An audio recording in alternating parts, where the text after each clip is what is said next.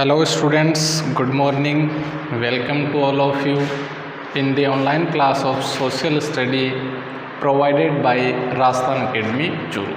Students, अपना जो lesson चल रहा था वो चल रहा था क्लॉथिंग ए सोशल हिस्ट्री, यानी पहनावे का एक सामाजिक इतिहास। उसके बारे में हमने पढ़ा किस प्रकार से इसके नॉर्म्स बनाए गए, और लास्ट में हमने पढ़ा कि जो वीमेन थी उन्होंने किस प्रकार से रिएक्ट किया कि कपड़े किस प्रकार से पहनने हैं। ये कोड लागू किए गए, नॉर्म्स लागू किए गए, और महिलाओं ने उनके किस प्रकार की प्रतिक्रिया उनके खिलाफ व्यक्त की।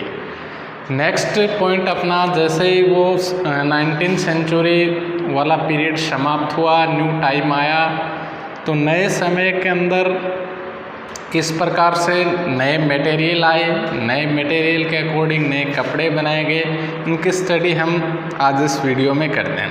तो देखिए न्यू टाइम्स के अंदर क्या हुआ, न्यू मटेरियल, सबसे पहले मटेरियल न्यू आया। बिफोर द 17th सेंचुरी, 17वीं शताब्दी से पहले, most ordinary women in Britain opposed very few clothes made of flax, nylon और वूल। कि ब्रिटेन में जो वुमेन थी वो अपोज्ड थी कि फ्लेक्स के, वूल के, इनके जो कपड़े हैं उनके अपोज्ड थे। Which were difficult to clean, क्योंकि उनको क्लीन करना क्या था, डिफ़िकल्ट था। आफ्टर 1600 ट्रेड विद इंडिया, जैसे इंडिया के साथ में ब्रिटिशर का जो ट्रेड स्टार्ट हुआ, broad cheap, beautiful and easy to maintain Indian chintz. Chintz का मतलब अपनी लैंग्वेज में हम समझे छींट के कपड़े, कढ़ाई किए हुए जो अपने कॉटन के कपड़े होते हैं, वो जैसे ट्रेड स्टार्ट हुआ तो ब्रिटेन में पहुँचे। ब्यूटीफुल भी थे और इजी टू मेंटेन भी थे और चीप भी थे। Chintz within the reach of Europeans who could now increase the size of their wardrobes. और जब इस प्रकार के सस्ते कपड़े, अच्छे कपड़े यूरोप में पहुँचे तो अपने वार्डरोब का साइज़ क्या कर सकते थे, बढ़ा सकते थे, अपने कपड़ों की संख्या वो बढ़ा सकते थे। Then during the industrial revolution, और जब औद्योगिक क्रांति के दौरान, इन द 19th सेंचुरी, 19वीं शताब्दी में, Britain began the mass manufacture of cotton textile. सबसे ज़्यादा कॉटन टेक्सटाइल का मैन्युफैक्चर कहाँ होने लगा, ब्रिटेन में होने लगा। Which is exported to many parts of the world including India. जहाँ से जो ब्रिटिशर थे वो क्या करते थे, मैन्युफैक्चर करके, जो कॉटन टेक्सटाइल था उसको मैन्युफैक्चर करके और वर्ल्ड के अनेक पार्ट्स में भेजते थे, जिसमें इंडिया भी क्या था, इंक्लूड था, शामिल था। नेक्स्ट है कि वार, जो वॉर था, युद्ध था, उसका भी इफेक्ट क्लॉथिंग पर आया, पहनावे पर उसका इफेक्ट आया। दी वॉर देखिए, changes the women's clothing came about as a result of the 2 world wars. 2 world war हुए, उसके दौरान जो महिलाएं थी उनके पहनावे में बदलाव आया। Clothes got shorter during the first world war. First world war के दौरान कपड़े क्या हो गए, छोटे हो गए महिलाओं के। आउट ऑफ प्रैक्टिकल नेसेसिटी, जो व्यवहारिक नेसेसिटी थी उससे बाहर। By 1970 over 70,000 women in Britain were employed in ammunition factories. युद्ध का समय था, वॉर का समय था, तो जो जेंट्स थे, मेल थे, वो सारे युद्ध के अंदर लगे हुए थे। तो जो फैक्ट्रीज थी उनमें कार्य करने के लिए किसको लगा दिया गया, महिलाओं में। यानी 1917 में लगभग 70,000 जो वीमेन थी उनको एम्यूनेशन फैक्ट्रीज के अंदर लगा दिया गया। हथियारों की जो फैक्ट्रीज थी उसके अंदर, गोला बारूद की फैक्ट्रीज में उनको लगा दिया गया। दे वोर ए वर्किंग यूनिफॉर्म, और उस समय जब वो कार्य करती थी तो वर्किंग यूनिफॉर्म पहनती थी, और ब्लाउज एंड ट्राउजर्स, यानी ब्लाउज और trouser with accessories such as scarf, और उसके ऊपर वो क्या डाल लेती थी, स्कार्फ डाल लेती थी। Which was later replaced by खाकी ओवरऑल एंड कैप्स। और बाद में उनकी उस ड्रेस को किस में रिप्लेस कर दिया गया, खाकी ड्रेस के अंदर रिप्लेस कर दिया गया, ऊपर से लेकर नीचे तक एक ही कपड़े को, और साथ में उनको कैप्स प्रोवाइड करवा दी गई। दस इस प्रकार से clothes became planar and simpler, इस प्रकार से कपड़े क्या बन गए, सादे बन गए। स्कर्ट्स बिकम शॉर्टर, स्कर्ट्स थे वो छोटे हो गए। Soon trousers became a vital part of western women's clothing, और शीघ्र ही जो ट्राउज़र थे वो वेस्टर्न जो वुमेन थी उनका पहनावे का वाइटल पार्ट बन गया, महत्वपूर्ण भाग उनके पहनावे का बन गया। Giving them greater freedom of movement, क्योंकि जो ट्राउज़र था उनको मूवमेंट की फ्रीडम ज़्यादा प्रदान करता था, यानी उनको चलने फिरने में, कार्य करने में दिक्कत कम होती थी। Most important women to cutting their hair short for convenience, और उससे भी ज़्यादा महिलाओं ने अपनी सुविधा के लिए बाल थे उनको भी क्या करवा लिया, कटवा लिया, यानी शॉर्ट करवा लिया, बाल भी छोटे रखना शुरू कर दिए। बाय द 20th सेंचुरी तक gymnastic and games entered the school curriculum for women, ये स्कूल का जो पाठ्यक्रम था उसमें गेम्स वगैरह या जिम्नास्टिक वगैरह को शामिल कर लिया गया कंप्लीट डेवलपमेंट के लिए।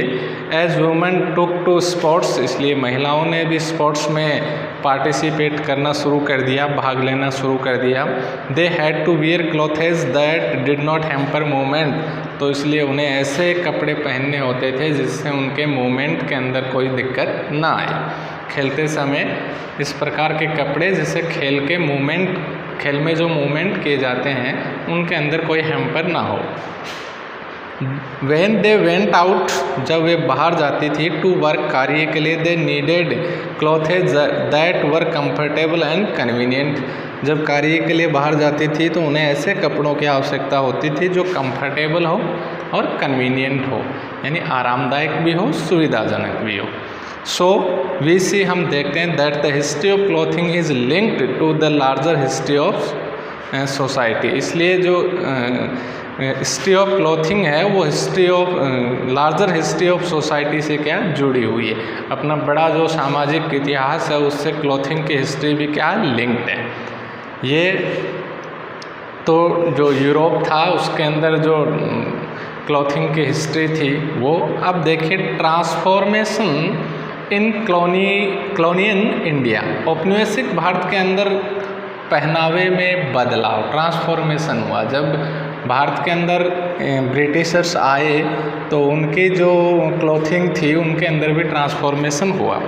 तो देखिए ड्यूरिंग द कॉलोनियल पीरियड, औपनिवेशिक काल में, there were significant changes in male and female clothing in India, India में मेल और फीमेल की जो क्लॉथिंग थी, पहनावा था, उसके अंदर महत्वपूर्ण बदलाव आए। On the one hand, this was a consequence of the influence of Western dress forms and missionary activity. ये किसका परिणाम था? On one hand, एक तरफ, this was a consequence, ये परिणाम था, of the influence of Western dress, western dress का प्रभाव, and the missionary activity, जो धर्म प्रचार करने वाले थे उनकी जो एक्टिविटी थी उनका ये क्या था, इफेक्ट था, इन्फ्लुएंस था ये। ऑन द अदर, दूसरी तरफ, इट वॉज ड्यू टू, ये जो बदलाव था वो किसके कारण था? Due to the effort by Indians to fashion clothing style embodied and an indigenous tradition and culture, यानी अपने स्वदेशी कल्चर, अपने स्वदेशी जो ट्रेडिशन थी, परंपरा थी, उसको बनाए रखने के लिए इंडियन के द्वारा जो एफर्ट किए जा रहे थे उसका भी ये क्या था, परिणाम था। When Western style clothing came into India in the 19th century, Indians reacted in 3 different ways. जब वेस्टर्न क्लॉथिंग स्टाइल स्टार्ट हुई, इंडिया में आई, तो इंडियन ने 3 डिफरेंट वेज से क्या किया, उनको रिएक्ट किया।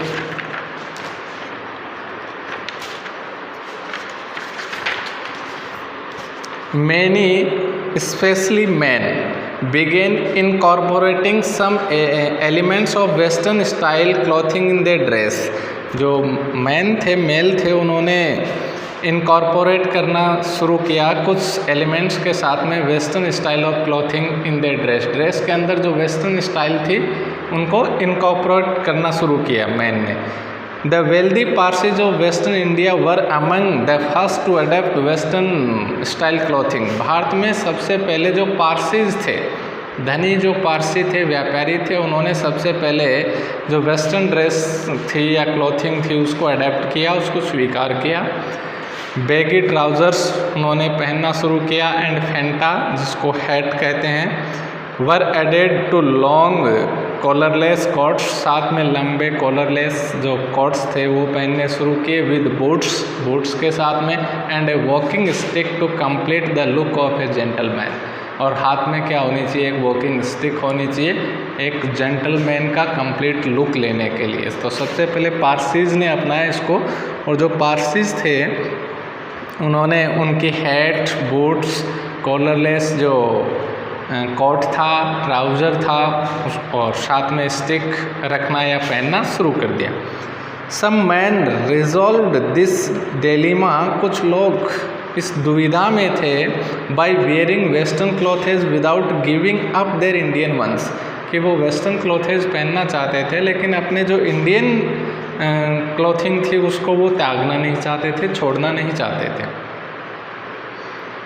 Many Bengali bureaucrats in the late 19th century began stocking Western style cloth for work outside the home and change into more comfortable Indian clothes at home। बहुत सारे बंगाली जो ब्यूरोक्राट्स थे वो घर से बाहर जब कार्य करते तो जो वेस्टर्न स्टाइल के जो क्लॉथिंग थी वो पहनते थे, और जबकि घर पर आते तो कंफर्टेबल होने के लिए इंडियन क्लॉथेज घर पर वो पहनते थे। Still others try to slightly different solution to the same dilemma, और इसी दुविधा का कुछ व्यक्ति अलग तरीके से सॉल्यूशन निकाल रहे थे। They tempted to combine western and Indian forms of dressing, वो जो वेस्टर्न और इंडियन ड्रेसिंग की जो फॉर्म थी उनको कंबाइन करने का, उनको जोड़ने का प्रयास वो कर रहे थे।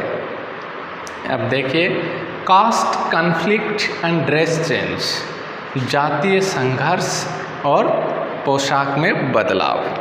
इन मई 1822 में women of the Shanar caste थी, एक Shanar caste, were attacked by Nairs in public. जो नायर थे उनको एरिस्टोक्रेटिक माना जाता था, कुलीन वर्ग का माना जाता था।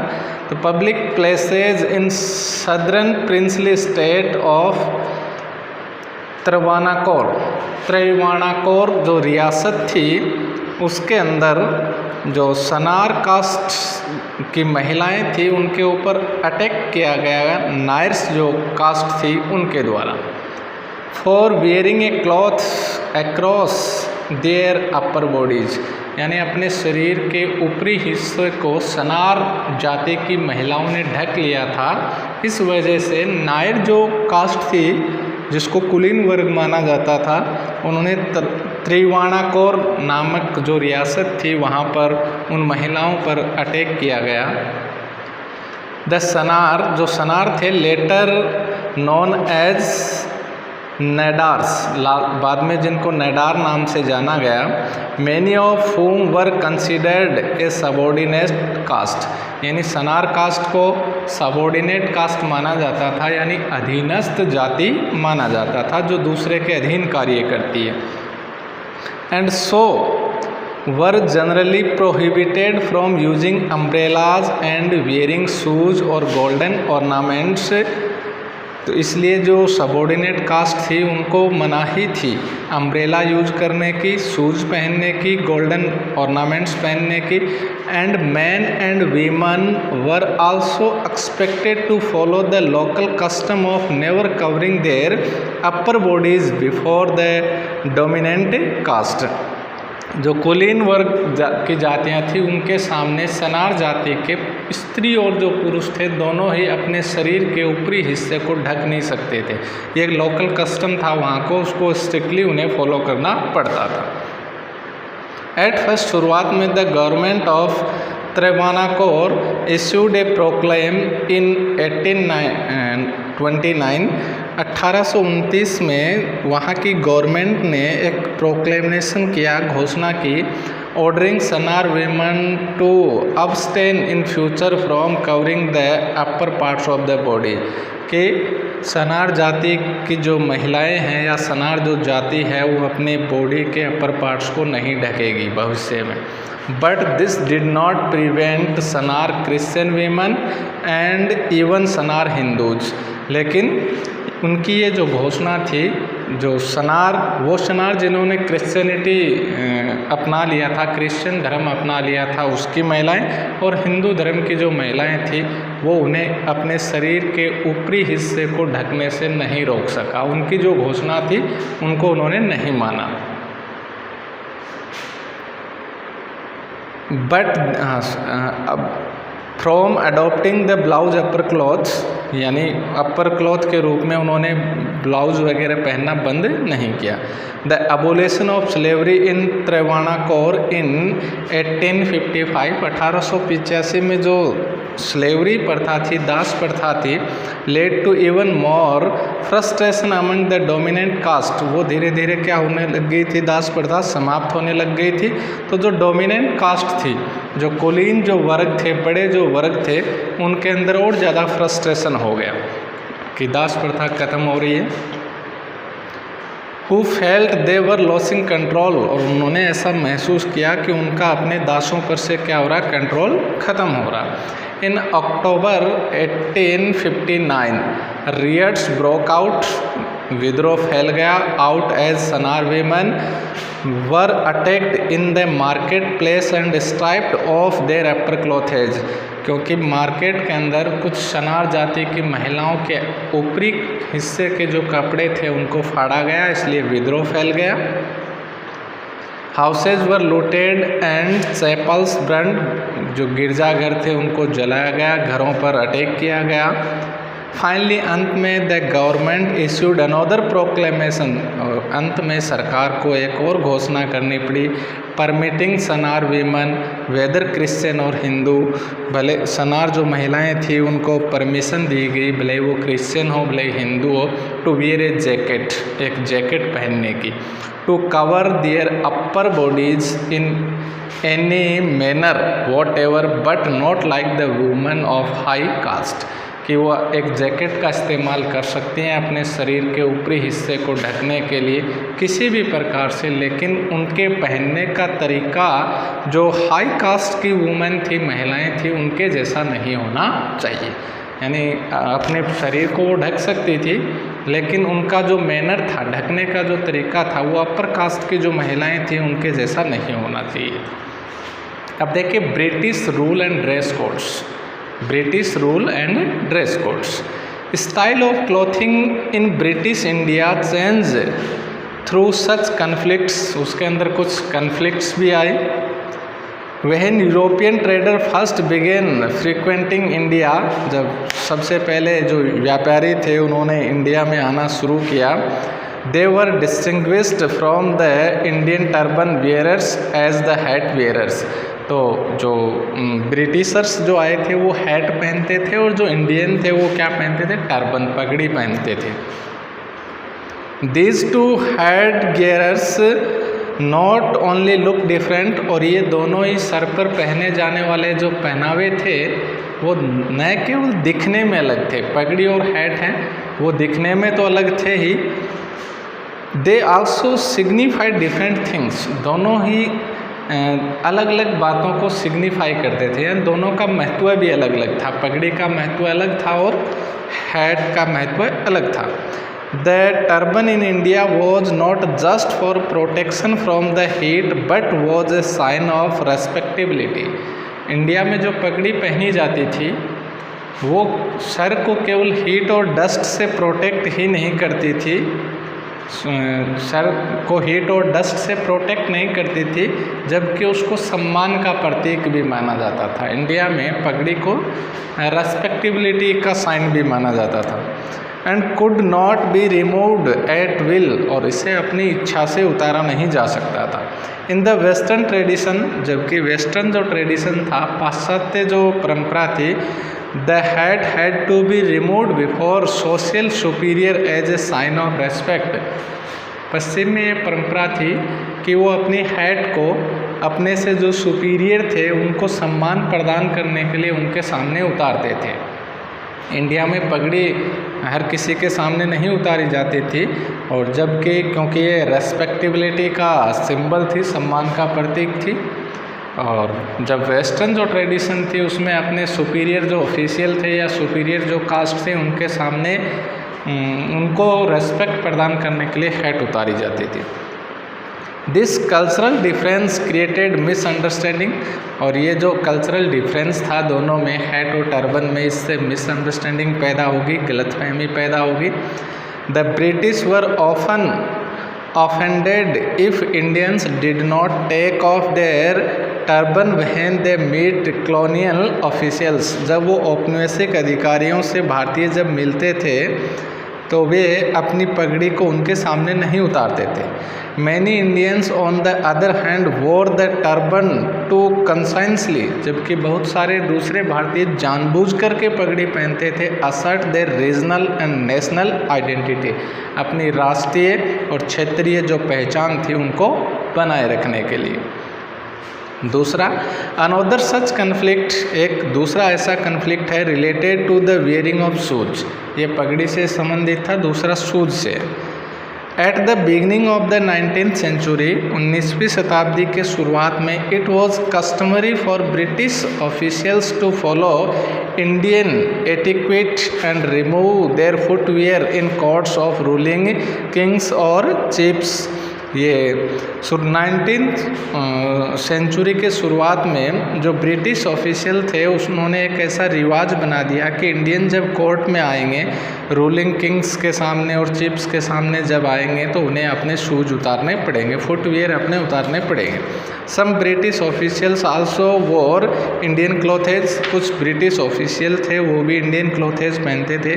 बट इन 1830, लेकिन 1830 में European were forbidden from wearing Indian clothes at official functions, European थे उनको फॉरबिडन कर दिया गया, मना कर दिया गया कि जो ऑफिशियल फंक्शन होंगे उनके अंदर वो इंडियन क्लोथेज नहीं पहन सकते।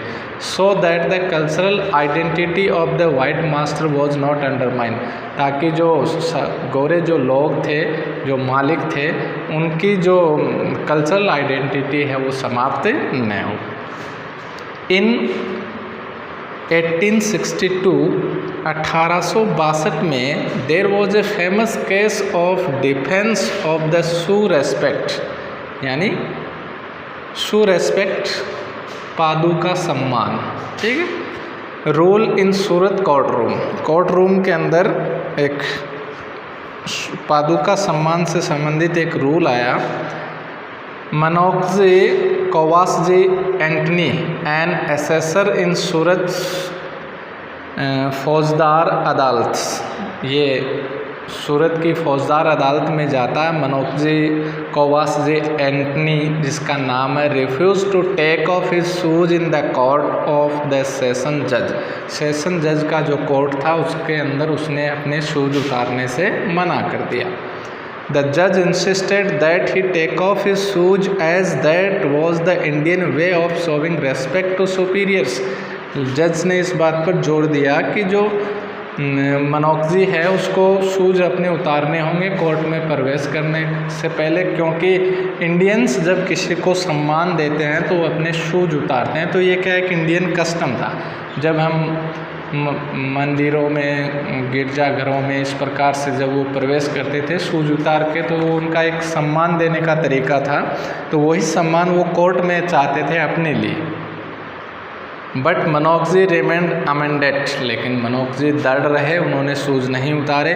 ही was barred entry into the court room, उन्हें कोर्ट में एंट्री नहीं मिली।